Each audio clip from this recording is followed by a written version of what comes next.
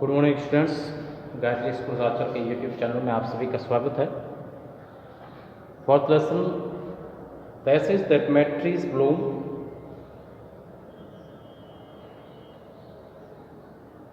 इसका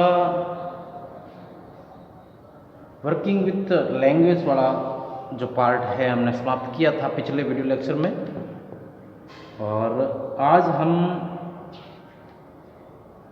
इसी क्रम में आगे बढ़ेंगे। राइटिंग वाला पोर्शन जो इसका है उसको लेकर के इसमें कुछ काम आपको जो है वो घर पे अपने हिसाब से करना है, और कुछ मैंने बोर्ड पर करवाया भी है। तो क्या कैसे करना है इन चीज़ों को हमें एक एक करके जो है वो समझेंगे। 3 प्रश्न हैं राइटिंग वाले इसमें, और उसके बाद आपका ये पार्ट जो है वो समाप्त हो जाएगा, और फिर हम जो है वो नेक्स्ट लेसन नंबर 5 लेंगे। तो चले इनको समझ लेते हैं प्रश्नों को। पहला प्रश्न है स्पीकिंग एंड राइटिंग वाला जो पोर्शन है उसमें से है। फर्स्ट क्वेश्चन जो है, do you remember N anecdote. Anecdote का मतलब होता है कहानी, दंत कथा या कहानी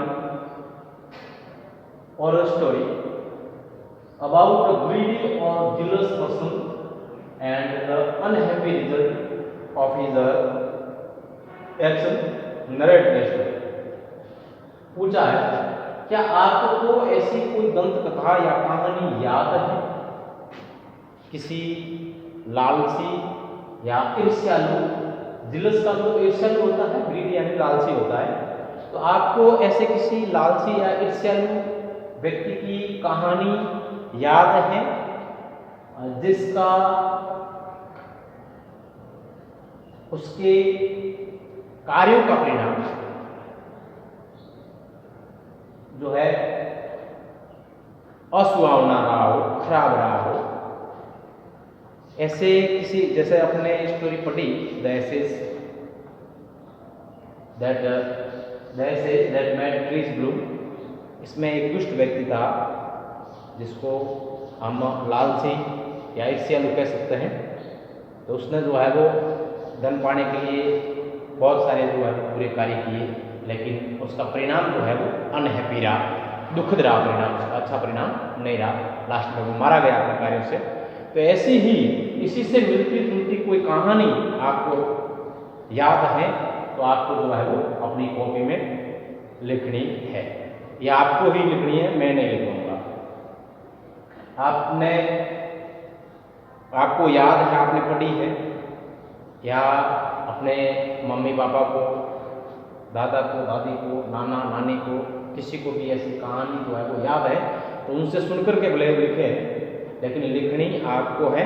और मैं ना कर सकता हूँ इसमें, आप अगर इसको इंग्लिश में न लिख पाओ, इंग्लिश में न लिख सको उस कहानी को, तो हिंदी में लिखो, लेकिन कहानी आपको इससे मिलती जुलती, जो कहानी हमने लालची या ईर्ष्यालु व्यक्ति की पढ़ी है उससे मिलती जुलती कहानी आपको हिंदी में अवश्य लिखनी है।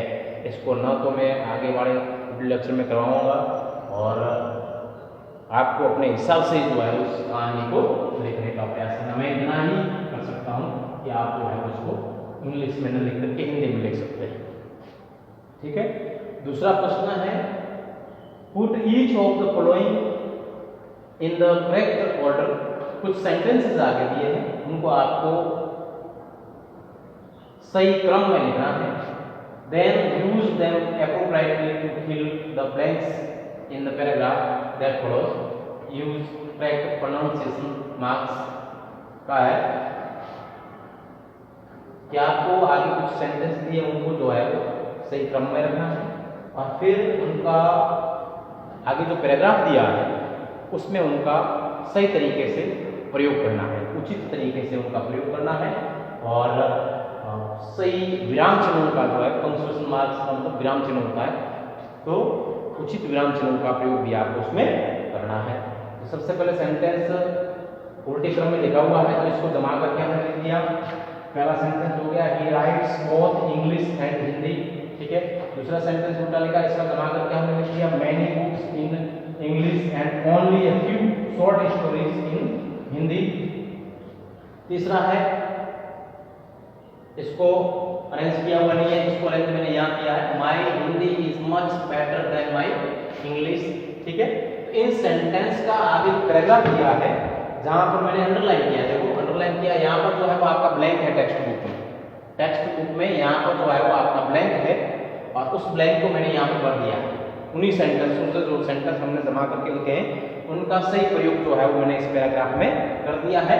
और आपकी जानकारी के लिए आपको मालूम हो कि जो है वो ब्लैंक कहाँ कहाँ था, इसको समझाने के लिए मैंने इस चीज़ को जो है वो जहाँ की जगह है वहाँ पर इसको अंडरलाइन कर दिया है। तो पैराग्राफ कुछ इस प्रकार से है, Ravikant is a writer, Ravikant एक लेखक है, and he rights in both English and Hindi, वह जो है हिंदी और अंग्रेजी दोनों में जो है वो लिखते हैं। Of course he is much happier writing in English than in Hindi, निश्चित रूप से उनको जो है वो हिंदी से ज़्यादा इंग्लिश में लिखना जो है वो ज़्यादा अच्छा लगता है, मतलब उनको इंग्लिश ज़्यादा पसंद है। He has written many books in English. He has write many books in English and only a few short stories in Hindi. उन्होंने कई किताबें जो है वो इंग्लिश में लिखी और केवल कुछ लघु कथाएं जो है वो हिंदी में उन्होंने लिखी। और फिर है I found his books little hard to understand, मुझे उनकी पुस्तकें जो है वो कुछ कठिन लगती है समझने में। My Hindi is much better than my English, क्योंकि मेरी जो है वो हिंदी जो है वो मेरी इंग्लिश से ज़्यादा अच्छी है। ये पैराग्राफ था और ये इसमें मैंने भर दिया है। आपको भी जो है वो पहले पैराग्राफ लिखना है और पैराग्राफ लिख करके ब्लैंक छोड़ करके ब्लैंक को रेड पेन से या ब्लैक पेन से जो है आप फिलअप कर सकते हो। और उसके बाद फिर क्वेश्चन जो है वो है are you fond of reading stories, क्या आपको कहानियाँ पढ़ना पसंद है। Did you read one last month, क्या आपने कोई कहानी पिछले महीने पढ़ी।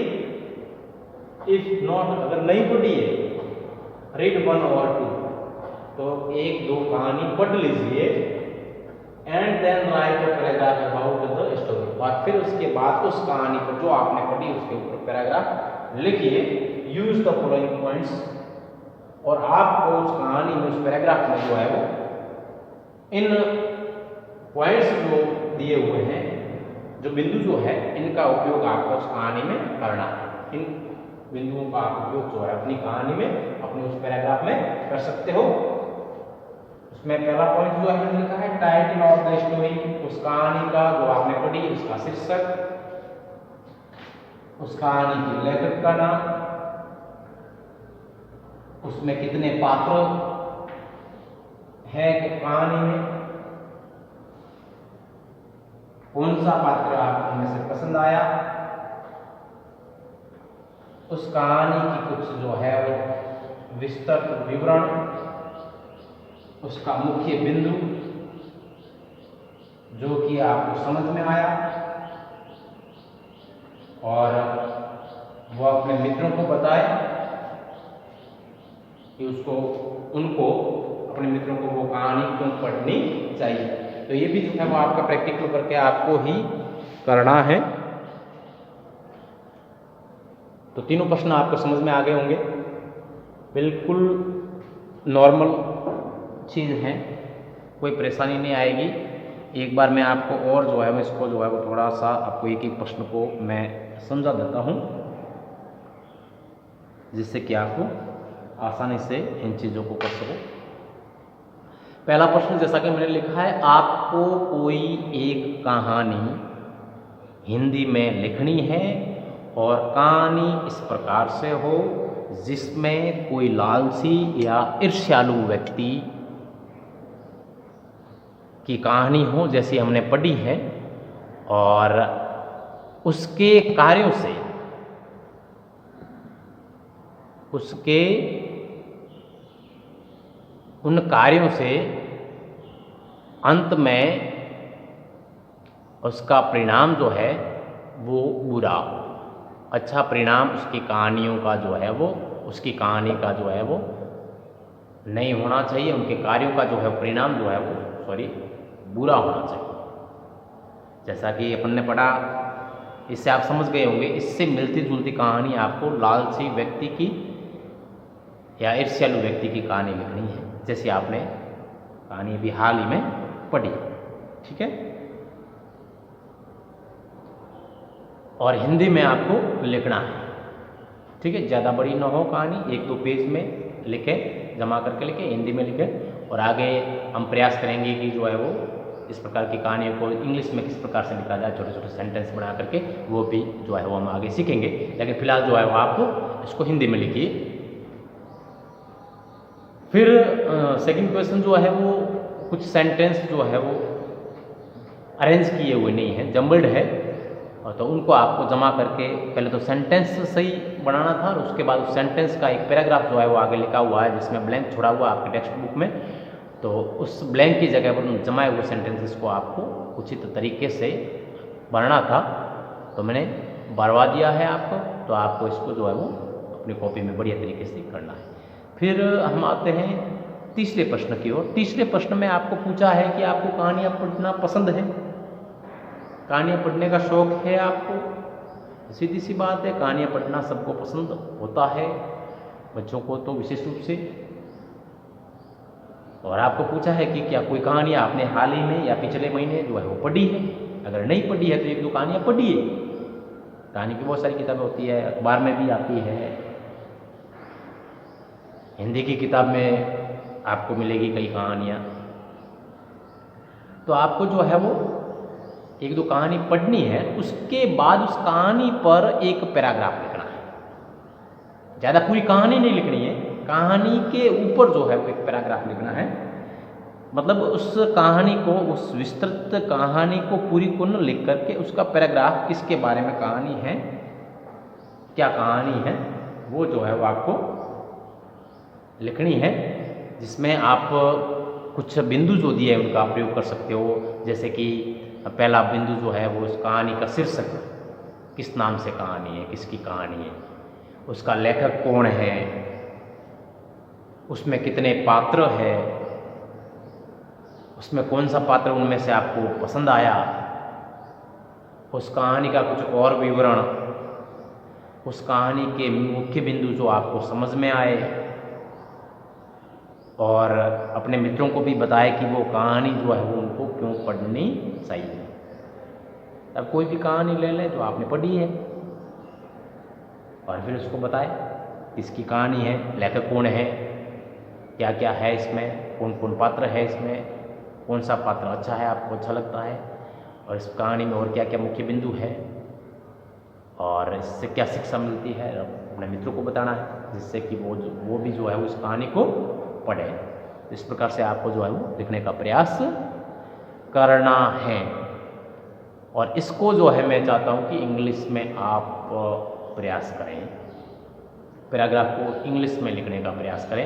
अगर फिर भी संभव नहीं होता है तो फिर जो है वो हिंदी में लिखें। और इंग्लिश में भी जो है वो बहुत सारी बुक्स में जो है उस प्रकार की कहानियाँ जो है वो लिखी हुई आपको मिल जाएगी।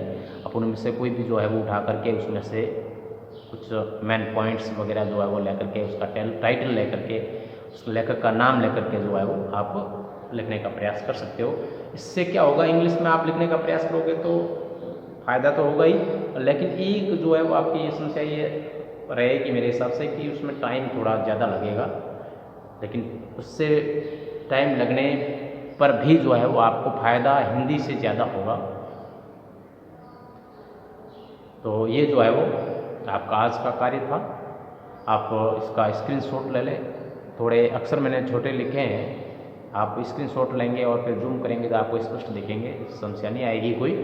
और फिर भी कोई आती है समस्या तो मुझे बताएं। इसका स्क्रीनशॉट लें और जमा करके कॉपी में लिखने का प्रयास करें।